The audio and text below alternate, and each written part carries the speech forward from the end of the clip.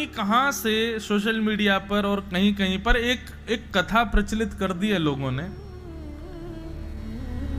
कि भगवान श्री कृष्ण अपनी जब लीला उनकी पूरी हुई तो उनकी चिता को आग लगा दिया गया, सब जल गया, उनका हृदय नहीं जला और वो बहता बहता जगन्नाथपुरी पहुंच गया और श्री जगन्नाथ भगवान के चित्त में वही रखा है। और कई लोग तो इस बात पर विवाद कर रहे हैं कि ये प्रमाणित कथा है। नहीं, हम इसको स्वीकार नहीं कर सकते।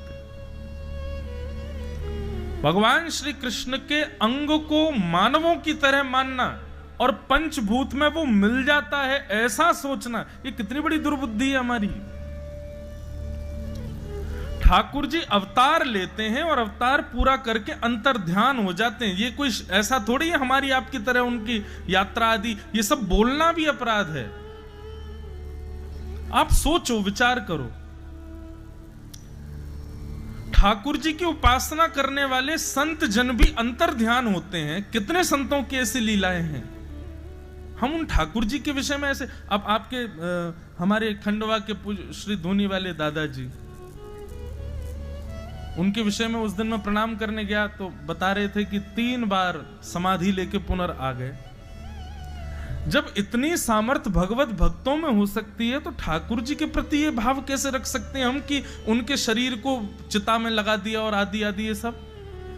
गीता में भगवान श्री कृष्ण कहते हैं, अर्जुन, पृथ्वी जल तेज वायु आकाश से निर्मित मेरा शरीर है और पुनः उन्हीं में विलीन हो जाता है। ऐसी बुद्धि रखने वाला व्यक्ति अपवित्र है और उसको देखने वाला व्यक्ति भी अपवित्र हो जाता है।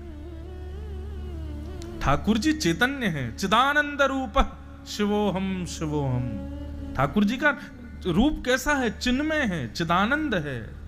वो हमारी आपकी तरह हाड़ मांस का पुतला नहीं है। इसलिए ये कथा बिल्कुल निरर्थक है। श्री जगन्नाथ जी के चित्त में जीवित शालिग्राम विराजमान है। जो जीवित शालिग्राम पूर्व में ठाकुर जी के रूप में विराजते थे, नील माधव। नील माधव भगवान एक राजा को दर्शन देते थे, उसी से सेवा लेते थे और ये नियम था नील माधव भगवान का कि तुम्हारे अलावा हमको कोई और ना देखे। यदि किसी ने देखा तो हम अंतर ध्यान हो जाएंगे। एक दिन राजा को गुफा में जाते देख पीछे पीछे कोई चला गया और उसने भी जाकर के नील माधव भगवान का दर्शन कर लिया तो माधव भगवान अंतर ध्यान हो गए। तब राजा ने खूब प्रार्थना की, खूब रो करके विलक करके कहा कि भगवान ऐसे मत करो। तब ठाकुर जी ने स्वप्न में आज्ञा दी, बोले ठीक है, अब मैं शालिग्राम के रूप में तुम्हारे यहां आऊंगा। रही बात मेरे रूप श्रृंगार आदि की, तो उसके लिए तुम्हारे समुद्र में बहते हुए कुछ लकड़ियां आएंगी, उनका निर्माण करके, कहीं कहते हैं समुद्र में बहते हुए, कहीं कहते हैं ठाकुर जी ने जंगल का, वन का नाम बताया, वहां से नीम की लकड़ियां लाओ, उससे मेरे सुंदर विग्रह बनवाओ और मेरे उस विग्रह में शालिग्राम जी को विराजमान कर देना, वो मेरा ही रूप होगा। तब श्री जगन्नाथ जी का रूप प्रकट हुआ। और उसमें भी ऐसी कथा आती है कि आधे भीतर रूप बना रहा था मूर्तिकार, छेनी हथौड़ी की आवाज आनी बंद हो गई तो रानी ने विचलित होकर के दरवाजा खोल करके देखा तो अधूरे जगन्नाथ जी रह गए। इसलिए आज भी जगन्नाथ जी के हाथ ऐसे अधूरे से, मुख अधूरा सा, पूर्ण नहीं बन पाया। राजा तो रोने लगा, बोले भगवान आपका रूप पूरा नहीं बन पाया। भगवान बोले चिंता मत करो, ये भी मेरा एक रूप है। ब्रजवासियों की याद में मेरा अंग पिघल गया था एक बार द्वारिका में, ये वही रूप है, इसको लोग जगन्नाथ रूप में पूजा करेंगे। अब बताओ, उसमें ये कथा लगा दी, भगवान का हृदय बहता बहता वहां पहुंच गया, उसमें भी अरे ऐसा विचार भी कैसे कर सकता है कोई। ठाकुर जी का हमारी आपकी तरह अंत नहीं होता। तिरोधाय प्रविष्टोयम श्रीमद्भागवतारणवम। श्रीमद्भागवत में तो स्पष्ट लिखा है, भगवान एक ज्योति रूप धारण करके 7 बार आकाश में भ्रमण करते हुए अंतर ध्यान हुए और वो दिव्य ज्योति श्रीमद्भागवत में आकर के विराजमान हो गई। ठाकुर जी आपकी हमारी तरह कभी नहीं जाते। अर्जुन ने आकर के जब ये बात पांडवों को बताई कि श्री कृष्ण अपनी लीला पूरी करके चले गए, पांडवों ने हस्तिनापुर की राज्य गद्दी को छोड़ दिया। बोले अब हम इस पर नहीं बैठेंगे, जिनकी कृपा से ये हमको मिली है, जब वही नहीं तो हम कैसे बैठें। और परीक्षित, छोटे से परीक्षित को राज्य गद्दी पर बिठा करके पांचों पांडव वन को चले गए, स्वर्गारोहण को चले गए। परीक्षित ब्राह्मणों के नेतृत्व में बड़े हुए, विवाह आदि हुआ और परीक्षित का राज शासन बहुत बढ़िया चला। एक दिन परीक्षित को कलयुग मिला। कैसे मिला कि कलयुग काले काले रूप में था और वृषभ यानी कि बैल के 3 पैर काट चुका था, चौथा पैर काट रहा था। तभी परीक्षित ने जाकर के कलयुग को अपनी तलवार से मारना चाहा। कलयुग ने चरणों में प्रणाम करके कहा, भगवान मुझे मत मारो। कौन हो तुम? बोले मेरा नाम कलयुग। राजा परीक्षित बोले तुम कब आए? बोले जिस दिन श्री कृष्ण लीला पूरी करके गए उसी दिन मेरा आना हो गया। राजा परीक्षित बोले तुमको जाना पड़ेगा, तुम पृथ्वी पर नहीं आ सकते। बोले भगवान ये ब्रह्मा के द्वारा बनाया गया नियम है, सतयुग के बाद त्रेता, त्रेता के बाद द्वापर, अब द्वापर के बाद मेरी बारी है, मैं आ गया। बंधुओं, सतयुग में राक्षस हिरण्यकश्यप हिरण्याक्ष, त्रेता में राक्षस रावण कुंभकर्ण, द्वापर में राक्षस कंस शिशुपाल दंतवक्र, पर कलयुग इतना खतरनाक है, कलयुग तो युग ही राक्षस है। बाकी तो युगों में राक्षस हुए, पर ये तो युग स्वयं ही राक्षस है। अगर आप पूछें कि महाराज जी कलयुग में राक्षस कौन है, हर व्यक्ति राक्षस है, बस एक्टिवेट होने की देर है। ये थोड़ा बहुत डीएक्टिवेशन आपका चल रहा है ना, वो कथाओं की वजह से चल रहा है। ये थोड़ा बहुत आप डीएक्टिवेटेड होना ये इस कलयुग के वायरस से, वो इसलिए क्योंकि धर्म, आध्यात्म और ये सब कथाएं आदि के जगत से आप जुड़े हुए हो। विचार करना, 30 वर्ष की आयु और उसने कभी कथा नहीं सुनी हो, ऐसे व्यक्ति को कभी मिलके देखना आपको उसमें से राक्षसत्व का दर्शन होने लग जाएगा। 40-50 वर्ष निकल गए, कभी वृंदावन ही नहीं गया, महाकाल के दर्शन ही नहीं किए, कभी ओमकारेश्वर नहीं गया, नर्मदा जी में कभी स्नान नहीं किया, गंगा जी को कभी देखा ही नहीं है, कथाएं तो बहुत दूर की बात है। ऐसे व्यक्ति से मिलो, दिख जाएगा राक्षस। तो हम आप सब लोग जो हैं, ये बीच बीच में ये कथाएं सुनते हैं, ओमकारेश्वर जाते हैं, अभिषेक करते हैं, नर्मदा जी स्नान करते हैं, गंगा का जल पीते हैं, सत्संग करते हैं। इससे क्या होता है, जो परत हमारे ऊपर कलयुग की थोड़ी बहुत चढ़ी भी होती है वो उधर जाती है, हम फिर से नवीन हो जाते हैं। नहीं तो कलयुग में तो हर व्यक्ति राक्षस है। बंधुओं, जब घोर कलयुग आएगा ना, कथाएं बंद हो जाएंगी, कथाएं समाप्त हो जाएंगी, मंदिरों में ताले लग जाएंगे, कोई नहीं जाएगा, क्योंकि लोग धार्मिक बचेंगे ही नहीं। और जब ऐसा समय आएगा जब आप डीएक्टिवेट हो ही नहीं पाओगे, तब घोर कलयुग आएगा, हर व्यक्ति राक्षस बन जाएगा। इतने स्वार्थी, इतने स्वाभिमानी, स्वार्थी स्वाभिमानी तो अब हैं लोग। सोचो 100 साल 200 साल बाद क्या होगा इस पृथ्वी पर। इसलिए मैं कहता हूं, ठीक कहता हूं, हम सही समय पर निपट लेंगे, हम सही समय पर चले जाएंगे यहां से। ऐसे काम करके जाओ कि दोबारा आना ही ना पड़े। बहुत खतरनाक समय होने वाला है। तो कलयुग, अच्छा कलयुग का रूप कैसा है पता बंधुओं? रावण, कुंभकर्ण, कंस, शिशुपाल, दंतवक्र, हिरण्याक्ष, हिरण्यकश्यप आदि ये सब राक्षस, ये सबको पता था कि राक्षस कौन है। पर कलयुग में क्या होगा, भक्त बाहर से दिख रहा है लेकिन भीतर से पूर्ण राक्षस है, ऐसे भी लोग मिलेंगे। कलयुग बड़ा खतरनाक है, परंतु इस कलयुग में एक गुण है, और हमारे शास्त्र क्या करते हैं, यदि किसी व्यक्ति में 100 दुर्गुण हो लेकिन एक सद्गुण हो, गुण भी नहीं सद्गुण, गुण अलग बात है, सद्गुण अलग बात है। गुण तो होता है सामान्य, सद्गुण होता है कल्याणकारी। यदि किसी व्यक्ति में 100 अवगुण है लेकिन एक सद्गुण है, तो उसके 100 अवगुणों को आप क्षमा कर दो। कलयुग में लाखों अवगुण हैं, पर एक सद्गुण है। वो क्या है पता है?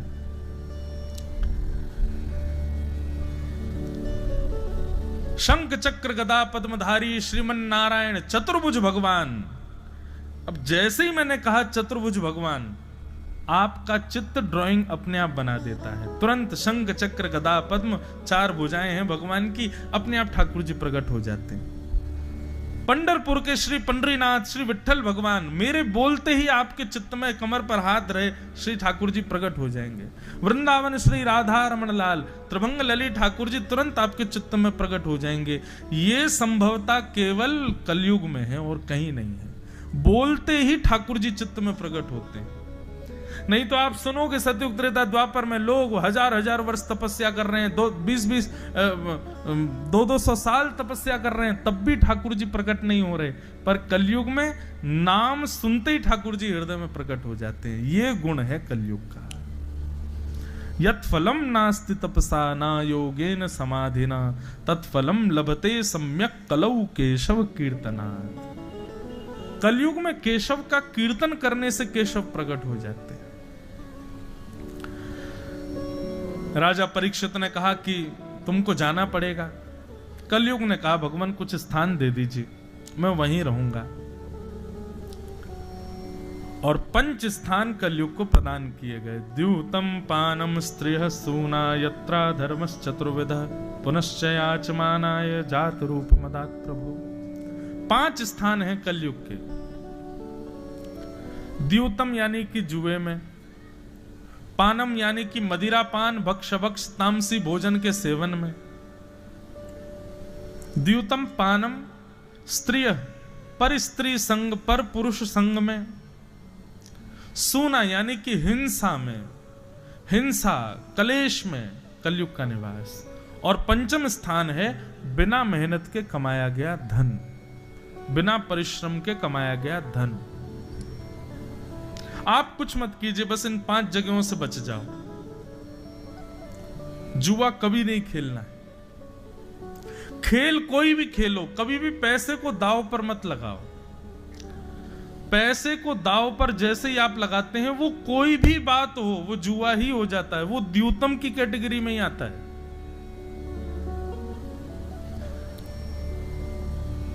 द्यूतम,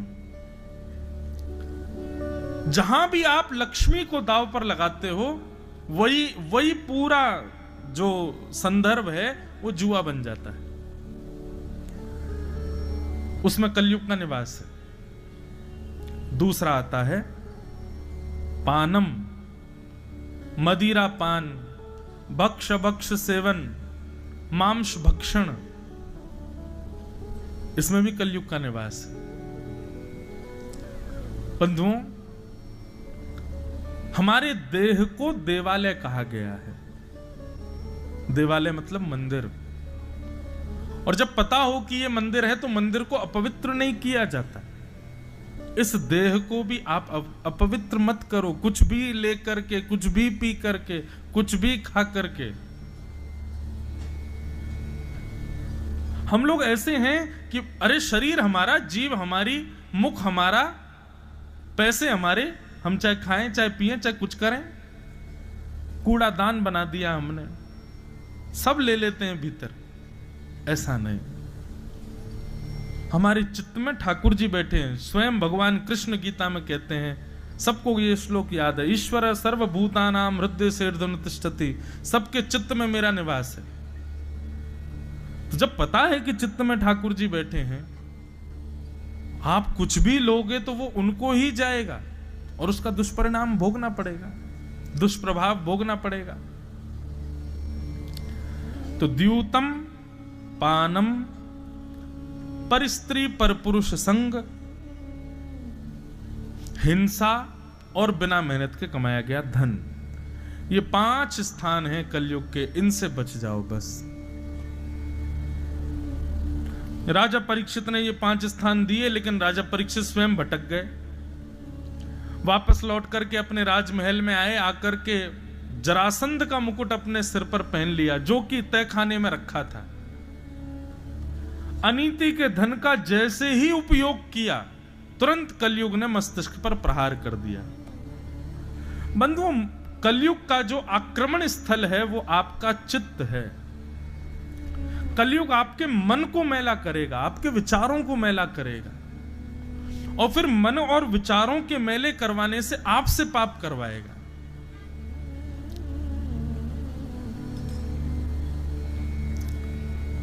इसीलिए कहते हैं ये दशांश दान करो, 10वां हिस्सा दान किया करो,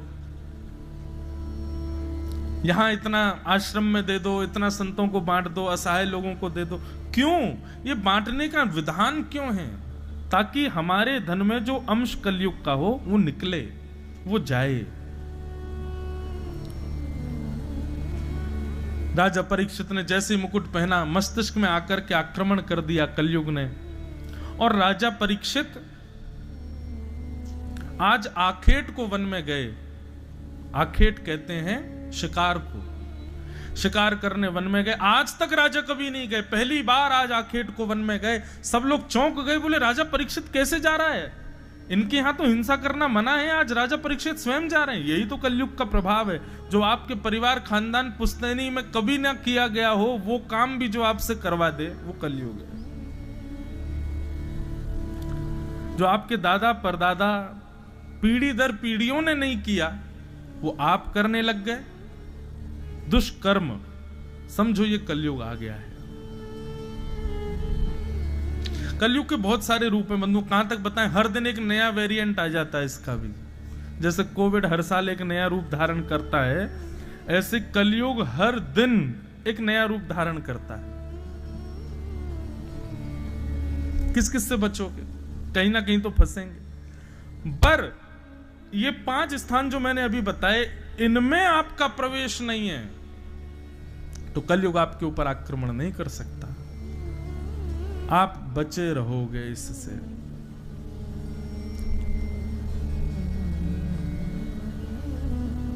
बहुत सावधानी से सुनो।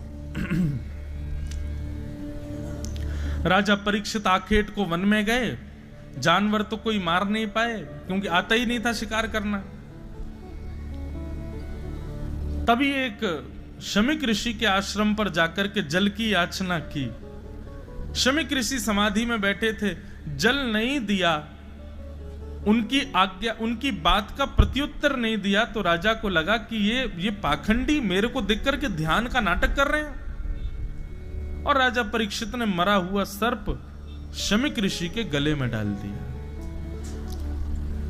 बंधुओं, यह भी एक कलयुग का रूप है कि किसी वैष्णव को देख करके, किसी संत को देख करके, किसी भगवत भक्त को देख करके, उसकी भजन की क्रिया देख के आपको पाखंड लगता हो, आपके चित्त में यह भाव आता हो कि ये तो आडंबर है।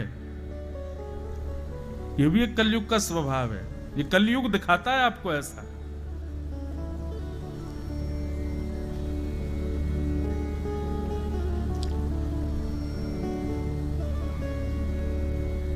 ओरछा के राजा मधुकर शाह, बहुत सावधानी से सुनो आप लोग, बिल्कुल शांति का परिचय दे करके सुनो तो हम भाव से सुनाएं, नहीं पर हम जल्दी जल्दी अभी कृष्ण जन्म कर देंगे। भाव से सुनो सब लोग। ओरछा के राजा मधुकर शाह बड़े परम वैष्णव थे। एक दिन मधुकर शाह का नियम क्या था कि उसने अपनी सेना को नगर के चारों ओर बैठा रखा था। और हर राजा बैठा था, लेकिन हर राजा सुरक्षा के लिए बैठाता था। पर मधुकर शाह ने क्या कर रखा था, सेना के लोग बैठा रखे थे और सबके हाथ में पुष्प और पूजन का थाल रहता था। बोले कि हमारे ओरछा के आसपास से भी कोई संत जाए ना तो जाकर के माला पहनाना, तिलक करना, दक्षिणा देना, और उन पर अवकाश हो तो उनको ससम्मान लेकर के राजभवन में आना। इसके लिए सेना बैठा रखी थी। वो सेना कोई शस्त्र लेके नहीं बैठती थी, संतों की सेवा के लिए बैठती थी। कुछ लोगों ने कहा कि ये सब राजा का आडंबर है, ये जबरदस्ती सबकी नजरों में बढ़िया बनने के लिए सब नाटक करता है। यदि इतना ही इसको वैष्णव रूप में आसक्ति है तो हम एक काम करते हैं। कुछ लोगों ने क्या किया, एक गधे को पकड़ा, उसके गले में कंठी माला बांध दी, गले को उर्दपुंड लगा दिया, तिलक विलक लगा के पीला पीला चंदन लगा करके बढ़िया, और गधे को छोड़ दिया ओरछा में। द्वारपालों को सख्त आदेश थे राजा के, गले में कंठी माला और माथे पर तिलक जिसके दिख जाए मुझे तुरंत अंदर आके संकेत कर देना, मैं आके उसका सम्मान करूंगा। अब जब द्वार के सामने से गधा जा रहा था तिलक लगा के और कंठी माला पहन के, द्वारपालों ने कहा भाई है तो गधा लेकिन राजा की आज्ञा है। दौड़े दौड़े द्वारपाल गए, राजा ने देखा अच्छा कोई संत आए हैं, कोई वैष्णव आए हैं? बोले महाराज कंठी माला गले में है, सिर पर तिलक है, लेकिन संत वैष्णव नहीं है। बोले तो फिर कौन है? बोले आप स्वयं चल के देख लो। सब हंसी उड़ा रहे थे, सब हंस रहे थे, सब ताली बजा बजा करके हंस रहे थे गधे को देख के। लेकिन जैसे ही मधुकर शाह ने बाहर आकर के देखा, नेत्र सजल हो गए, दंडवत प्रणाम किया, चरणों में जल चढ़ा करके चरण प्रक्षालन किए, आरती की, माला पहनाई, सुंदर वस्त्र ओढ़ा करके उनको सुंदर जो गधा खाता है वो उसको खिलाया। सब लोग देख करके हैरान हो गए, बोले राजन ये स्थिति आपकी कैसे, आपने क्या देखा उसमें? वो एक गधा था। तब राजा बोले कि गधा था लेकिन माथे पर तिलक था और गले में कंठी माला थी। मैं तो इस बात से भावुक हो गया कि मैं ऐसे नगर का राजा हूं जहां मानव नहीं जानवर भी भक्त हैं, जानवर भी ठाकुर जी के उपासक हैं। तो ये बात हमने क्यों सुनाई? किसी के भी माथे पर तिलक दिख जाए आज के बाद, गले में कंठी माला दिखाई दे जाए, सबसे पहले तो उसको प्रणाम करना। यदि वो चरण छूने का अवकाश ना हो तो बात अलग है, लेकिन तो हाथ जोड़ के प्रणाम तो सर झुका के थोड़ा तो कर ही लेना। और दूसरी बात, उसके द्वारा की गई क्रिया चाहे कैसी भी हो उसको आडंबर कभी मत समझना। भले ही वो कर भी रहा हो आडंबर, आप मत सोचना कि वो आडंबर कर रहा है। अगर वो आडंबर कर रहा है तो खुद फंसेगा, लेकिन आपके मन में उसके प्रति ये दूषित भाव नहीं आना चाहिए।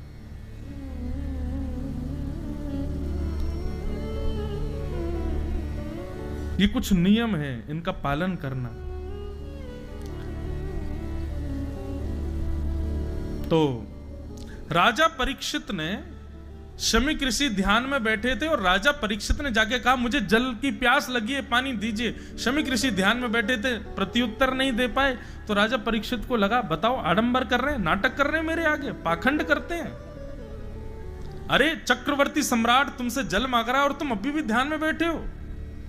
मरा हुआ सर्प बाण से उठा करके गले में डाल दिया। यही तो कलयुग करवाता है। राजा परीक्षित वहां से लौट के चले गए।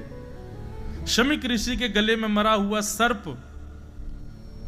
ये समाचार जैसी शमी ऋषि के पुत्र को पता चली कि मेरे पिता के गले में मरा हुआ सर्प राजा परीक्षित ने डाल दिया। परीक्षित के इस दुष्कर्म को शमी ऋषि के पुत्र श्रृंगी ने अपने हाथ में जल लिया और जल लेकर के श्राप दे दिया। श्राप देता हूं कि राजा परीक्षित, चक्रवर्ती सम्राट राजा परीक्षित, आज के ठीक 7वें दिन तक्षक सर्प के डसने से उनकी मृत्यु हो जाएगी। और राजा परीक्षित को 7 दिन में मरने का श्राप लग गया। परीक्षित लौट करके गए, जैसे ही मुकुट उतार के रखा तुरंत उनको समझ आया ये मैंने क्या किया, एक संत के गले में मरा हुआ सर्प। अरे ठीक है, मैंने मांगा, उन्होंने प्रत्युत्तर नहीं दिया, तो मैंने इतना भी अपने क्रोध पर काबू नहीं किया कि वहां से चुपचाप चला जाऊं, गले में मरा हुआ सर्प डाल दिया। ये मैंने कैसे कर दिया? ये सब कलयुग करवा रहा था। बंधुओं, पाप करने की हमारी इच्छा नहीं होती। निश्चित मानिएगा, जो व्यक्ति पहली बार मदिरा पान करता है घबराता है, डरता है। जो पहली बार मांस भक्षण करता है, बचपन से नहीं किया हो, कभी शुरू कर दे दोस्तों के संग बैठ करके, घबराता है। उसका रात भर मन बेचैन रहता है, मैंने ऐसा क्यों किया। कभी किसी का हृदय ना दुखाता हो और वो व्यक्ति अपने स्वार्थ के लिए किसी का हृदय दुखा दे, वो आत्मग्लानि में 7-7 दिन सोता नहीं है। फिर इसका मतलब क्या है? पाप हमारा स्वभाव नहीं है, कलयुग करवाता है। इसलिए भैया ये नाम जप, ये कीर्तन, ये सत्संग, ये सारे क्या बोले,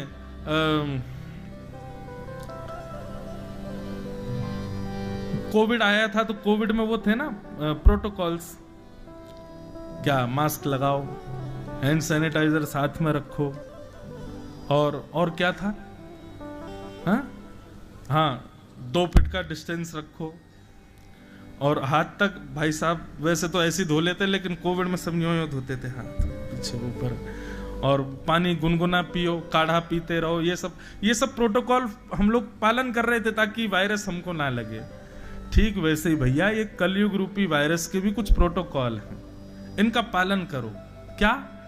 नित्य भगवान का स्मरण करो, नित्य ठाकुर जी की मधुर चर्चा 20 मिनट नित्य कोई ना कोई कथा सत्संग जरूर सुनो, नित्य अपने जीवन में कुछ नवीनता लाने का प्रयास करो, सत्संग के माध्यम से अपने ठाकुर जी की सेवा करो, माता पिता की सेवा करो, अपने माथे पर तिलक लगा करके रहो।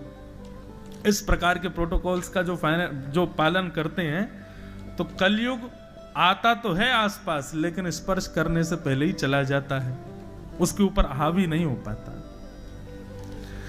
राजा परीक्षित ने जैसे मुकुट उतारा उनको याद आया ये मैंने क्या कर दिया।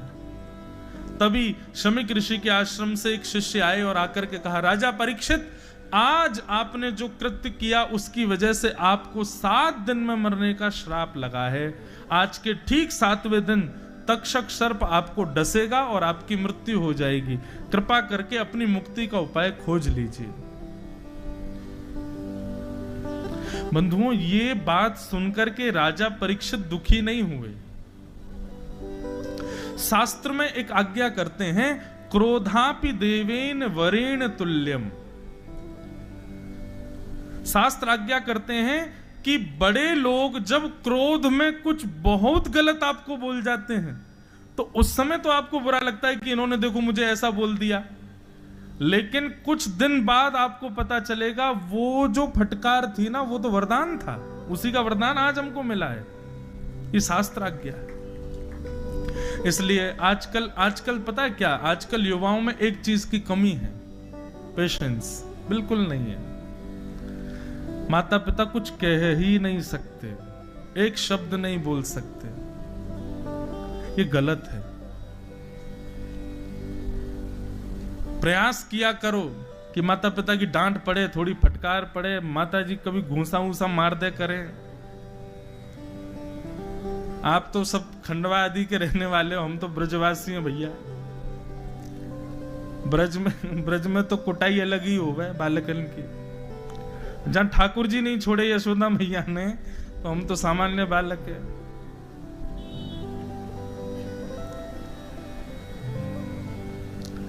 माता पिता, गुरुजन, बड़े लोग, ब्राह्मण या संत वृंद आदि ये कभी फटकार दें, डांट दें, कुछ कह दें तो उस पर कभी चिंतित मत होना, क्योंकि शास्त्र आज्ञा करते हैं क्रोधापि देवेन वरेण तुल्यम। ये बड़े लोगों का जो क्रोध होता है वो देवतुल्य वरदान के समान होता है, उसको स्वीकार करना चाहिए। राजा परीक्षित आनंदित हो गए, अपने पुत्र जन्मेजय को राज्य गद्दी पर बैठा दिया। पत्नी से बोले, देवी मैं बहुत खुश हूं, अब तुम सब राजपाट संभालो, मैं जा रहा हूं। देवी बोली, मरने की बात सुन के खुश कौन होता है? 7 दिन में मरने का श्राप लगा, आप इतने प्रसन्न क्यों हो? राजा परीक्षित बहुत सुंदर बात कहते हैं, बोले देवी संसार में किसी भी व्यक्ति को नहीं पता कि उसके प्राण कब निकलेंगे। हमारा अगला क्षण भी अंतिम हो सकता है।